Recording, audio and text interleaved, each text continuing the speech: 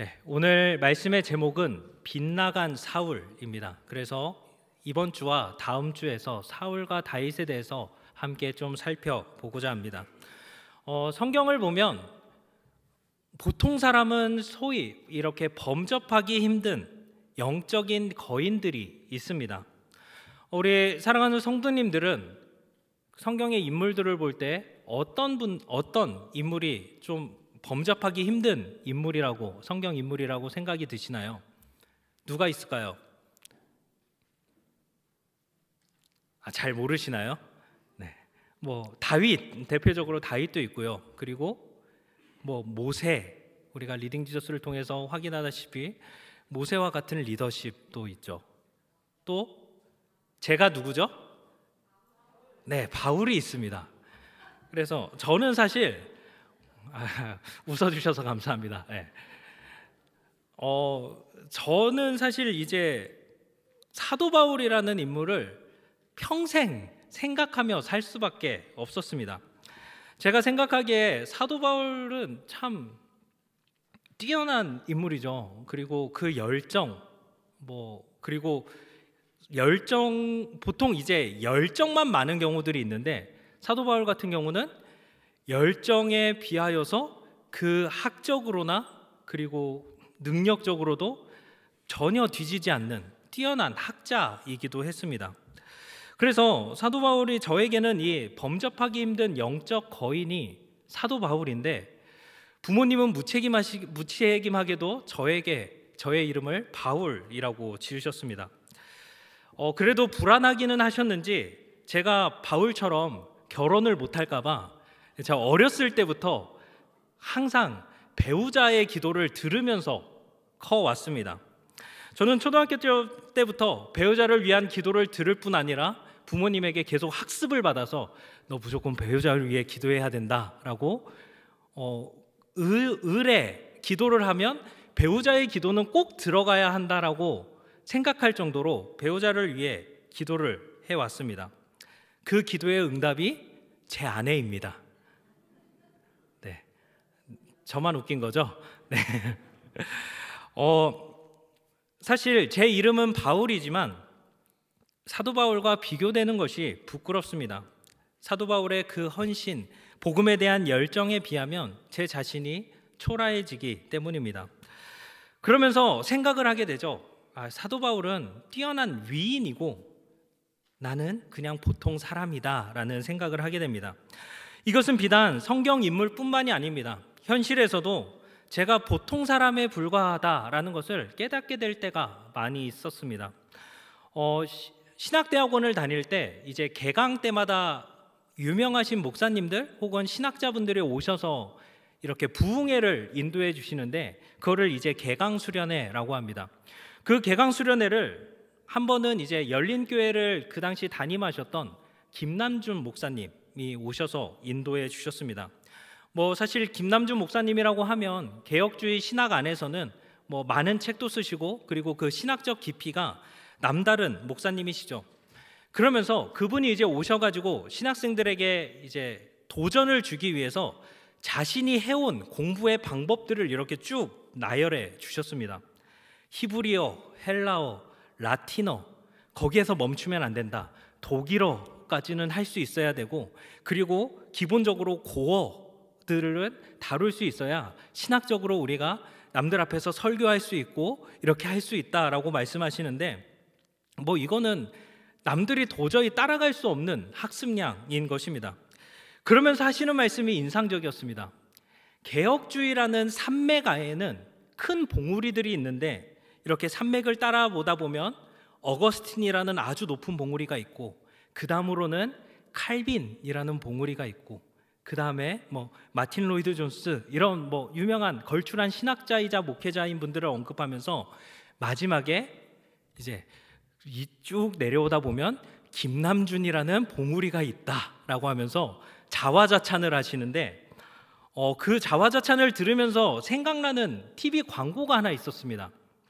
예전에 혹시 우리 성도님들도 아실 수 있는데, 정우성이라는 배우가 셔츠를 입고 거울 앞에 섭니다.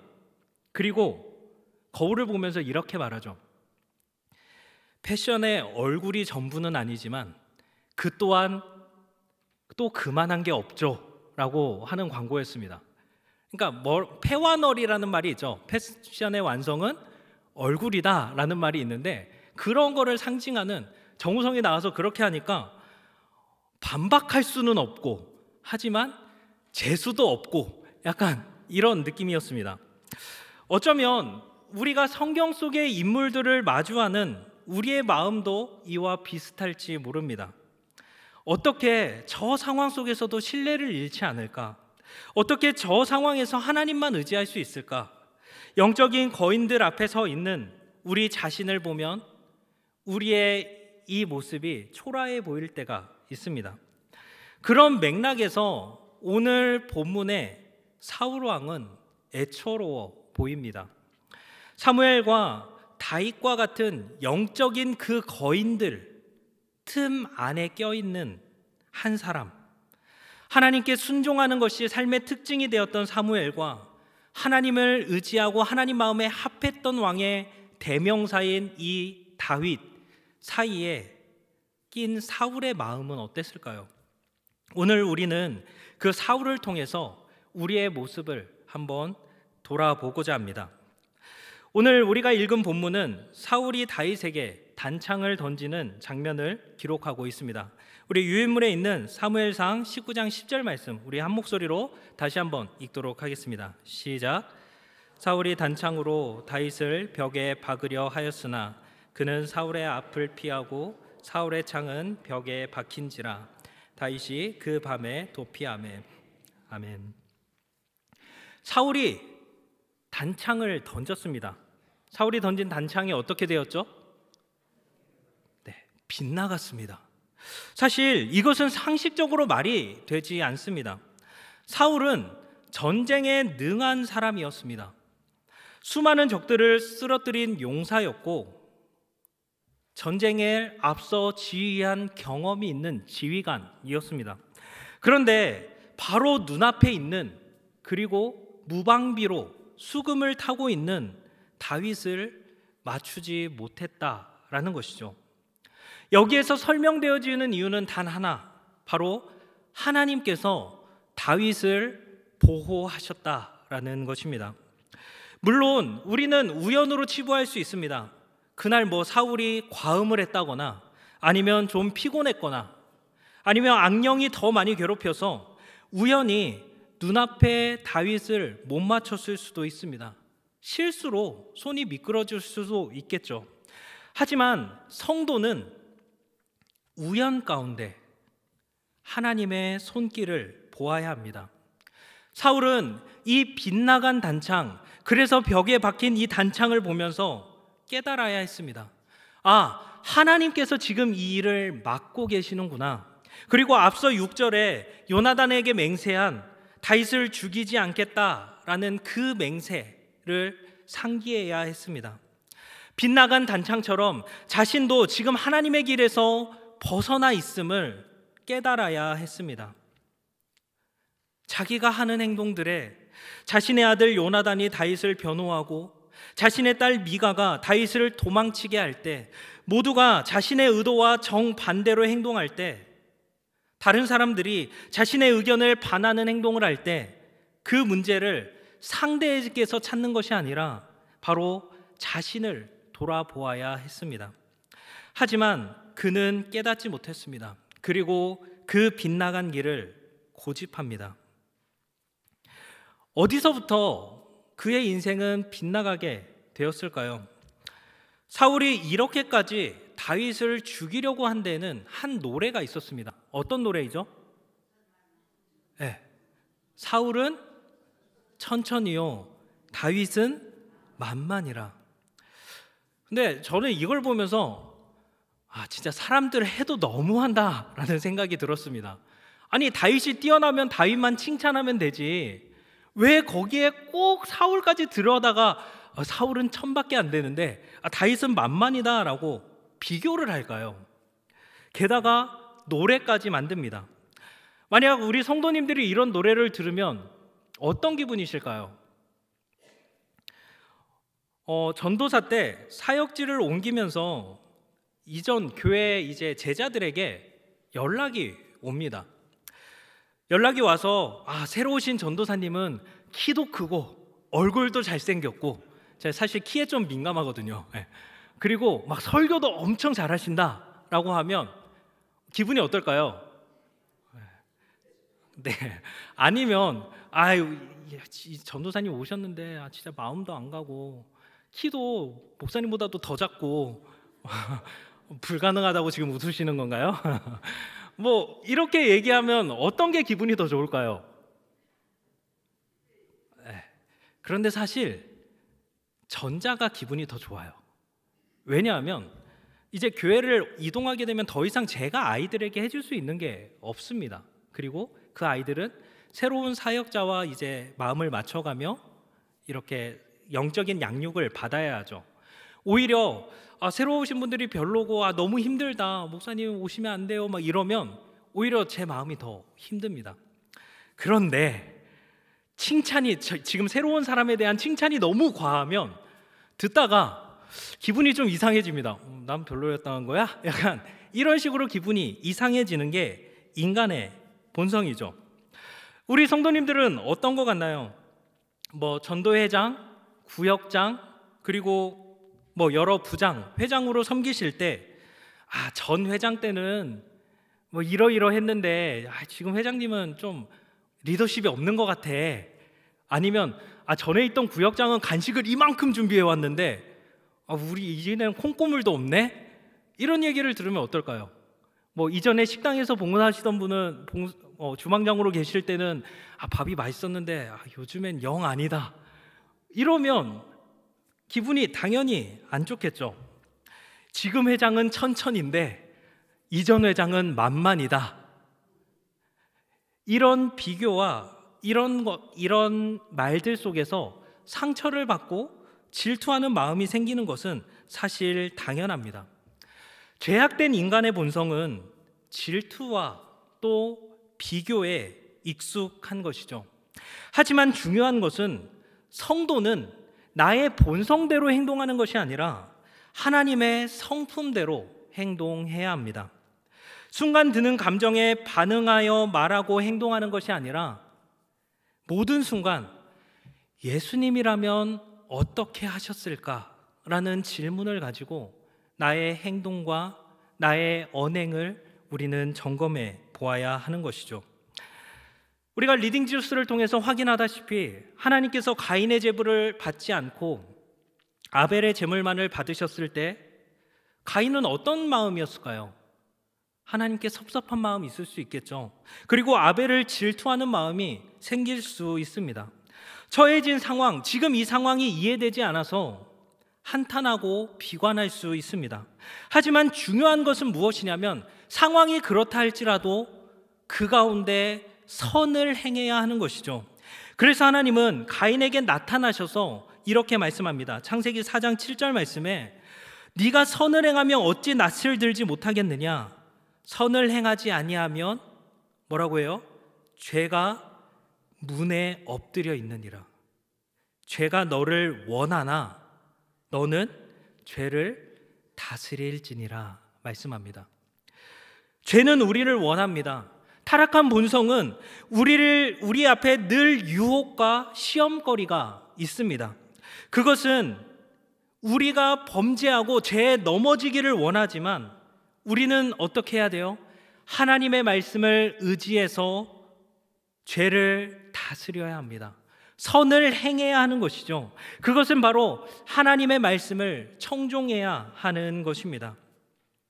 사울이 이렇게 질투에 눈이 멀어 단창을 던진 것은 사실 이번만이 문제가 아닙니다. 하나님의 말씀이 있었지만 하나님의 사인이 있었음에도 불구하고 그것을 깨닫지 못할 정도로 하나님과 멀어져 버린 것이 문제의 본질입니다. 사울은 천천히요, 다윗은 만만이라 이 노래가 문제가 아닙니다. 상황이 문제가 아닙니다. 우리가 문제로 삼고 있는 그 자체가 문제가 아닙니다. 중요한 것은 내가 지금 하나님과 어떤 관계를 맺고 있는가. 사울의 문제는 이미 오랫동안 하나님과의 관계에서 멀어져 있었다는 데 있습니다. 사울이 처음부터 빗나갔던 것은 아닙니다.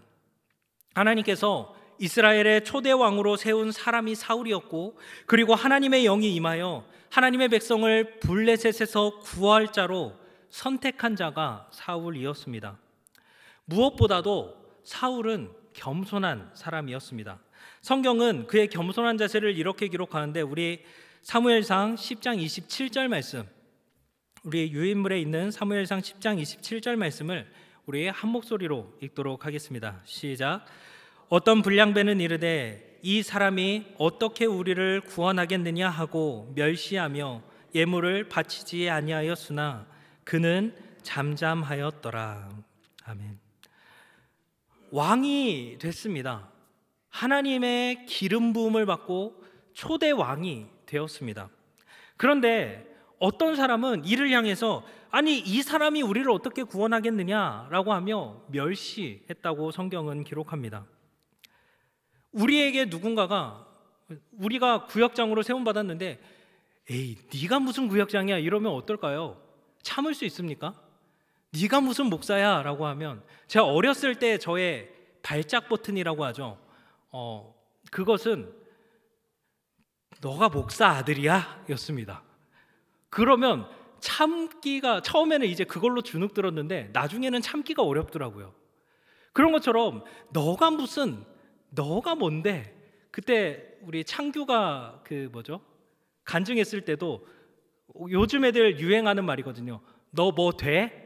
이런 말처럼 너가 뭔데? 너 뭐 돼? 이렇게 물어보고 있는 것입니다. 그런데 사울은 어떻게 하죠? 반응하지 않고 이것을 참아냅니다.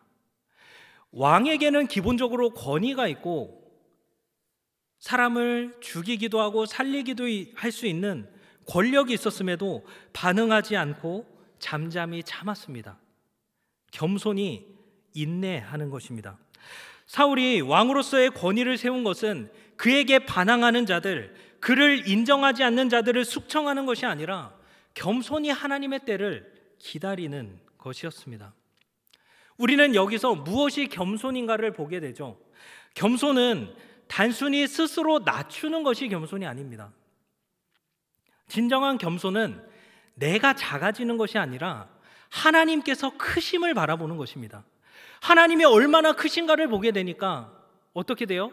당연히 나는 작아지는 거죠. 내가 그냥 몸만 굽신굽신거리면서 예 이렇게 하는 게 겸손이 아니라 하나님의 크심을 바라보면 나는 낮출 수밖에 없습니다. 내가 작아지면, 하나님의 크심으로 인해서 내가 작아지면 이 작은 나의 능력을 의지하는 것이 아니라 크신 하나님의 계획을 믿고 신뢰하게 됩니다. 그러기에 해법은 자신에게 있는 것이 아니라 크신 하나님께 있음을 알기에 기다릴 수 있는 것이죠. 모욕도 견딜 수 있는 것입니다. 이것이 바로 겸손의 핵심입니다.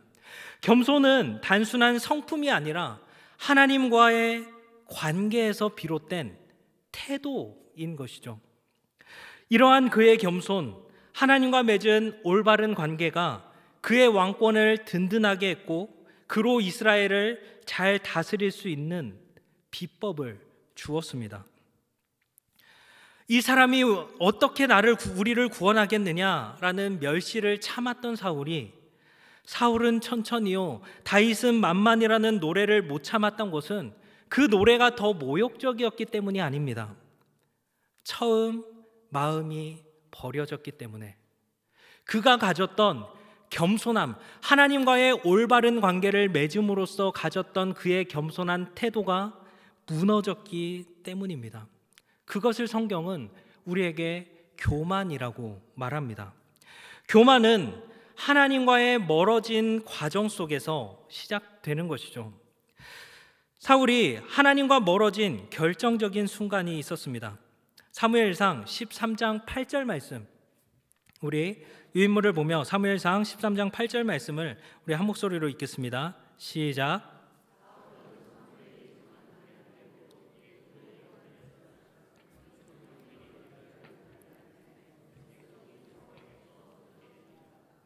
아멘.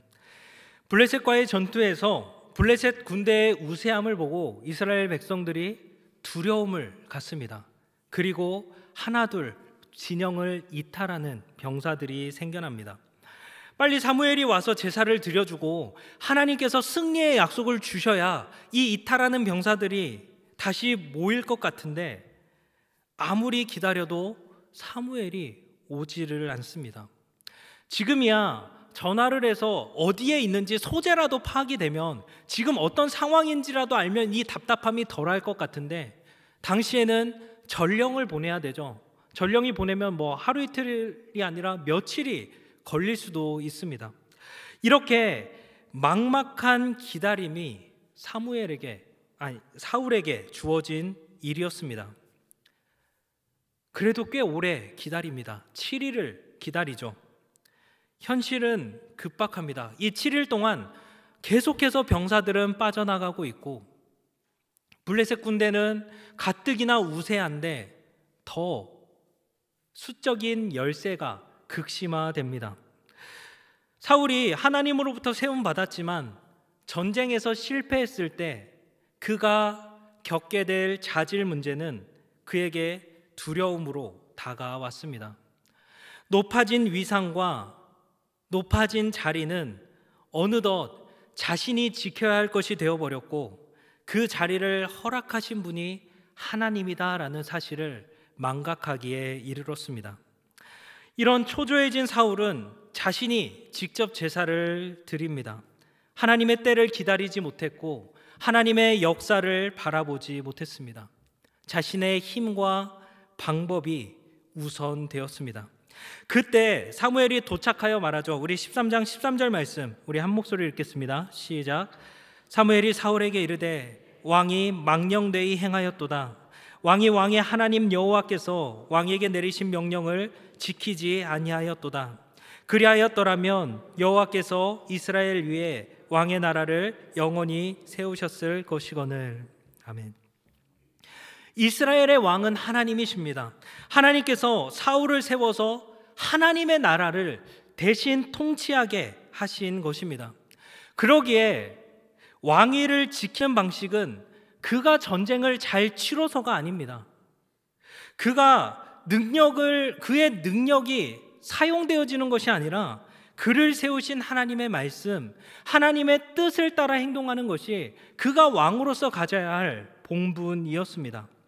우리 역시 마찬가지이죠. 창세기 1장 28절 말씀에 보면 하나님이 그들에게 복을 주시며 하나님이 그들에게 이르시되 생육하고 번성하여 땅에 충만하라. 땅을 정복하라. 바다의 물고기와 하늘의 새와 땅에 움직이는 모든 생물을 다스리라 말씀합니다. 하나님이 그들에게 복을 주시며, 즉 하나님은 우리에게 복을 주십니다.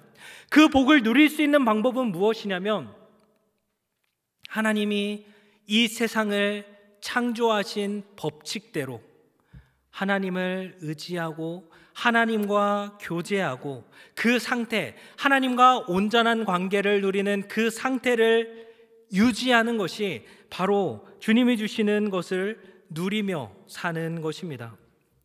하나님은 자신의 피조 세계를 다스릴 권한을 우리에게 주셨습니다. 그런데 그 다스림은 내 맘대로가 아니라 그분의 뜻대로 하나님을 경외하며 또 주님께서 허락하신 지체들을 서로 사랑하며 그분의 뜻을 이 땅 가운데 이루는 것입니다.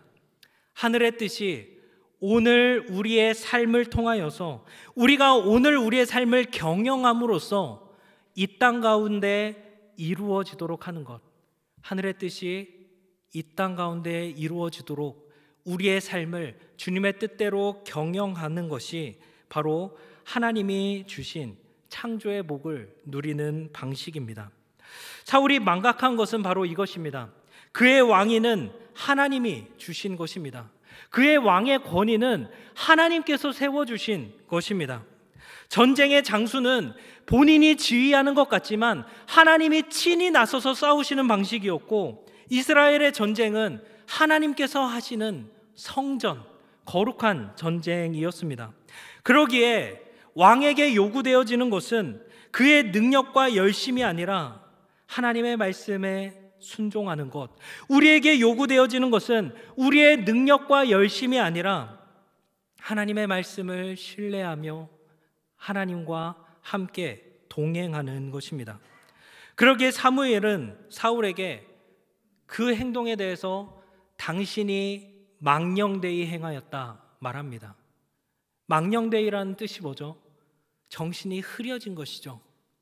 즉 조급함으로 인하여서 올바른 판단을 하지 못했고, 자기가 따라야 할 것이 무엇인지, 자기가 순종해야 할 대상, 더 중요한 가치가 무엇인가에 대해서 흐려진 것입니다. 사실 우리는 알고 있습니다. 사울에게 주어진 이 시험이 결코 쉽지 않다는 것을 우리는 오늘 이 땅을 살아가면서 경험합니다. 세상은 우리에게 신뢰하고 기다림보다 끊임없이 무엇인가를 해야 된다라고 등을 떠밉니다. 우리는 기다리는 데 익숙하지 않습니다. 오늘날 성공하는 사업들은 뭐죠? 정말 빠르게. 우리가 얼마나 빠른 시대를 살아가고 있나요? 이제 멀리 가도 이때처럼 전령이 며칠에 걸쳐서 소식을 전할 필요가 없습니다. 바로 핸드폰을 들어서 즉각적으로 상대의 소재를 파악할 수 있습니다. 물건을 사도 새벽 배송이라고 바로 옵니다. 우리는 이렇게 빠른 시대를 살아갑니다. 하지만 동시에 우리는 빠름에 속하도록 내몰리고 있기도 합니다. 세상의 요구들, 빠르게 행동해야 하고, 빠르게 너가 뭔가를 결정지어야 하고, 지금을 놓치면 한없이 뒤처질 것이라는 요구들이 우리의 앞에 마주하고 있습니다. 그러한 세상의 요구들은 실제적이고 구체적입니다. 결혼을 하려면 그래도 남자는 평균 얼마 정도의 자금이 있어야 한다. 노후를 보장하려면 얼마 정도의 돈은 모아놓아야 한다. 아니면 자녀를 키울 때 월평균 어느 정도의 비용이 들어가니까 그 정도는 있어야 자녀를 낳을 수 있다. 이러한 것들이 경험을 통해서 쌓여있는 통계치다 보니까 구체적이고, 그렇기에 그거를 따라가지 않는 삶이 미련해 보이고 두렵게 만듭니다. 예측할 수 없는 미래는 우리에게 두려움을 줍니다. 하나님은 분명 우리를 복주시며 하나님께서 만드신 이 피조 세계를 누리도록 창조하셨지만, 현실의 삶은 계속해서 누리기보다는 쫓아가기에 바쁘고, 이것을 감사로 받기보다는 없는 것에 불평하는 삶으로 우리는 내몰리고 있습니다. 그런 우리가 과연 사울에게 손가락질할 수 있을까요? 우리가 그와 같은 상황이라면 우리의 선택은 과연 달랐을까요? 앞서 말씀드렸다시피 우리는 어떤 상황에서 잘못된 감정들을 가질 수 있습니다. 질투할 수 있죠. 비교할 수 있습니다. 두려움과 초조함 속에 신음할 수 있습니다. 중요한 것은 하나님이 말씀하신 것처럼 우리 앞에 죄는 늘 있지만 우리는 그 죄를 다스려야 합니다. 다시 깨닫고 돌이키며 자기의 자리로, 자기의 소견에 옳은 대로 행동했던 내 마음의 주인이 되어버린 자리에서 내려와서 이제는 그 마음의 왕자를 다시 하나님께 드리는 일이 우리 가운데 있어야 합니다. 사울은 잘못된 결정을 할 수 있죠. 하지만 문제는 그렇게 하지 않았다는 데 있습니다. 사울은 회개하지 않았습니다. 범죄하고 나간 전쟁에서도 하나님께서 승리를 주셨다면 돌아와서 하나님께 영광을 돌리며, 하나님, 나의 부족함과 나의 연약함과 나의 죄 가운데서도 하나님이 우리를 지키셔서 승리하게 하셨습니다. 이제라도 회개하고 용서를 구합니다. 은혜에 감사합니다 해야 했지만 그렇게 하지 않았습니다. 오히려 그는 죄 앞에 더 대범해집니다. 하나님은 아말렉과의 전쟁에서 완전한 순종을 요구하셨습니다. 하나님께서는 전리품이건 뭐건 아말렉의 모든 소유를 남기지 말고 진멸하라고 말씀하셨죠. 여기서 또 시험이 주어졌습니다. 전리품이라는 것은 군인들에게 자신의 목숨을 건 것에 대한 보상과도 같았습니다. 베트남전에 참전하셨던 분의 이제 이야기를 들어보니까 거기에서도 이제 전쟁에 치르고 나서 있는 것들을 잔뜩 싸다가 택배, 그러니까 배에 실어서 고향으로 보내고 그게 또 마을의 잔치가 되고 이런 게 전리품인 것이죠. 고대 사회는 훨씬 더 심했겠죠. 그 전리품들을 챙기지 말고 모조리 다 없애라는 것은 사실 군인들의 반발이 일어날 수도 있는 상황이었습니다. 심각하게는 적군을 향했던 창칼이 사울에게 향할 수도 있는 일이었죠. 감당하기 어려운 시험입니다. 이 시험 앞에 사울은 또다시 실패하죠. 우리 사무엘상 15장 20절에서 21절 말씀 우리 한 목소리로 읽겠습니다. 시작.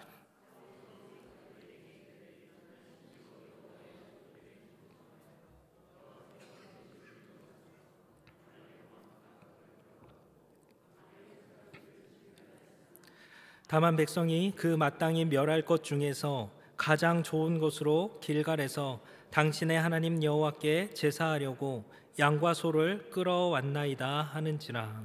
아멘. 여기에서 무서운 것이 무엇인지 아십니까? 첫 번째 시험에서는 망설였습니다. 노심초사했죠.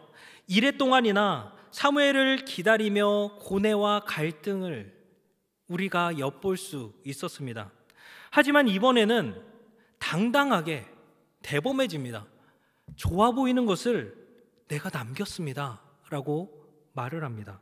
심지어 이것을 하나님께 제사 드리려고 남겼다고 변명하며 하나님의 말씀을 어긴 것을 신앙적인 행위로 포장하기까지 합니다.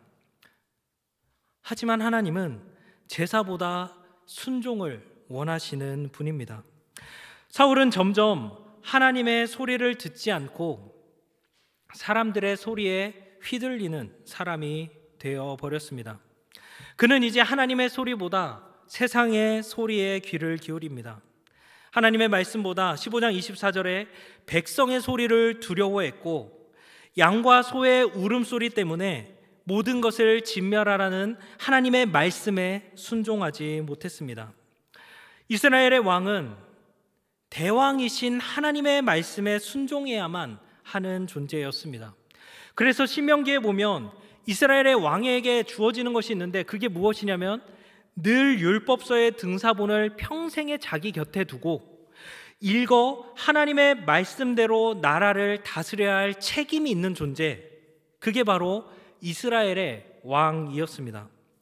그러나 그가 그 사명을 다하지 못했을 때 하나님의 율법이 자신의 통치의 방식이 되는 것이 아니라 자기의 욕심과 욕망이 통치의 도구가 되었을 때 하나님은 사울에게서 왕 자격을 박탈하십니다. 그리고 결국 다윗의 등장으로 사울은 31장까지 살아있음에도 불구하고 그의 통치는 사실상 15장에서 끝마치게 됩니다. 이러한 사울의 인생을 통해서 오늘 우리도 생각해 봐야 합니다. 오늘 우리에게도 직분이 있습니다. 우리 베드로전서 2장 9절 말씀 우리 한 목소리로 읽도록 하겠습니다. 시작. 그러나 너희는 택하신 족속이요 왕 같은 제사장들이요 거룩한 나라요 그의 소유가 된 백성이니 이는 너희를 어두운 데서 불러내어 그의 기이한 빛에 들어가게 하신 이에 아름다운 덕을 선포하게 하려 하심이라. 아멘. 하나님은 우리를 거룩한 나라, 왕 같은 제사장으로 부르셨습니다. 그러면 우리는 이 직분을 어떻게 감당해야 합니까? 우리의 능력으로, 우리의 열심으로 하는 것이 아닙니다. 이스라엘의 왕과 같이 하나님의 말씀으로 우리는 이 직분을 감당해야 합니다. 늘 하나님의 말씀을 가까이 하고 그 말씀대로 내가 살아가고 있는가? 나의 삶의 방향과 내 인생의 목적이 하나님의 말씀에 비추었을 때 과연 올바로 길을 걷고 있는지 아니면 빗나간 길을 걷고 있는가를 늘 우리는 점검해야 합니다. 하나님이 우리에게 말씀하실 때, 하나님이 어떤 상황들을 통해서 나에게 사인을 주실 때 정직하게 반응하는 것, 그것이 바로 우리의 힘입니다.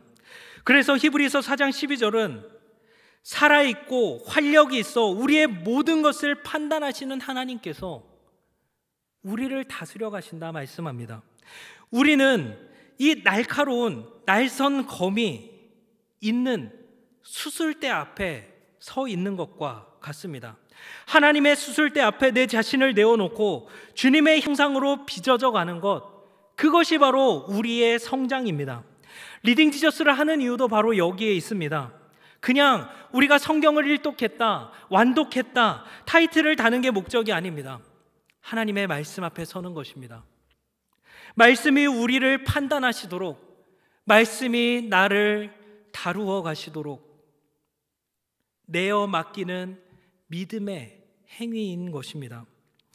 왕들이 율법의 등사본을 평생에 자기 옆에 두고 읽어서 여호와 경외하기를 배우며 그 말씀과 율법에 담긴 하나님의 마음으로 주께서 맡기신 나라, 주께서 맡기신 영혼들을 책임져야 했던 것처럼 이제 우리가 왕 같은 제사장으로 이 직분을, 이 사명을 감당하기 위해 우리 옆에 말씀을 두는 것입니다. 말씀으로 하나 되는 것은 단순히 우리가 서로 사랑하자라는 것이 아닙니다.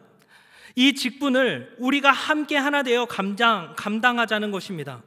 이 사명을 세상의 왕 같은 제사장으로서 우리를 택하시고 우리를 부르시고 거룩한 나라로 구별시켜 주시며 이제 우리를 통해 세상과 하나님 사이의 중재자가 되는 것, 세상이 하나님께 돌아올 수 있도록 축복의 통로가 되기 위하여서 우리가 해야 되는 것은 나의 능력과 나의 언변과 나의 열심이 아니라 내가 하나님의 말씀을 통해 변화되어짐, 그 활력이 있고 날선검이 나를 바꾸어 가시는 주님의 형상으로 닮아가지는 그 모습,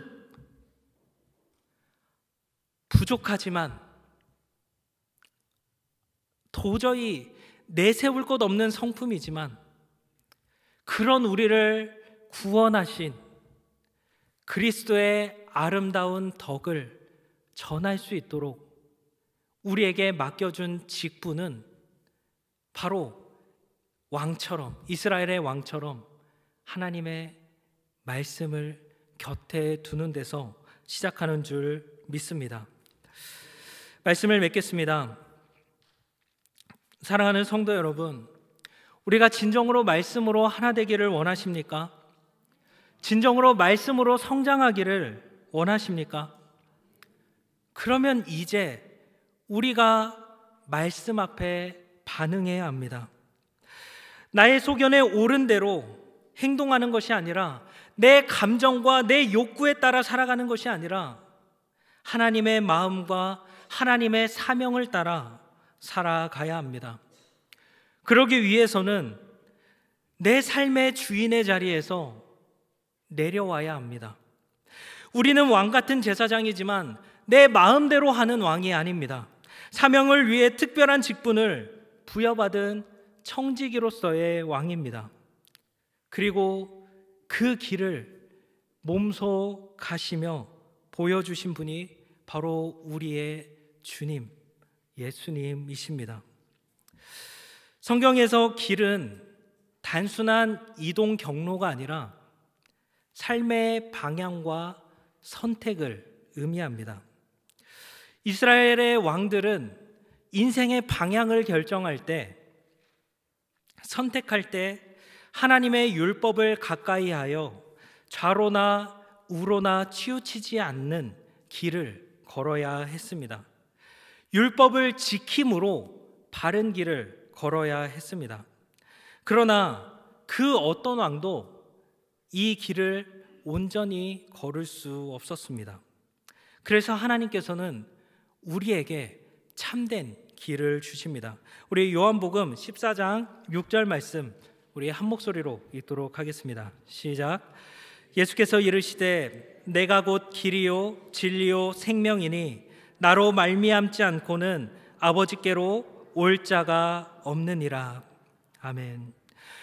예수님께서 내가 곧 길이다 라고 말씀하신 것은 구약에서 말하는 그 바른 길, 좌로나 우로나 치우치지 않고 율법을 지킴으로 가는 그 바른 길이 바로 예수님으로 완성되었다라는 것을 의미합니다. 예수님께서 이 땅에 오셔서 길이 되신 이유는 우리가 사울처럼 자기 소견에 살다가 빗나가는 것이 아니라 예수님을 따라 참된 길을 걷도록 하기 위함입니다. 사울은 빗나간 길을 걸었습니다.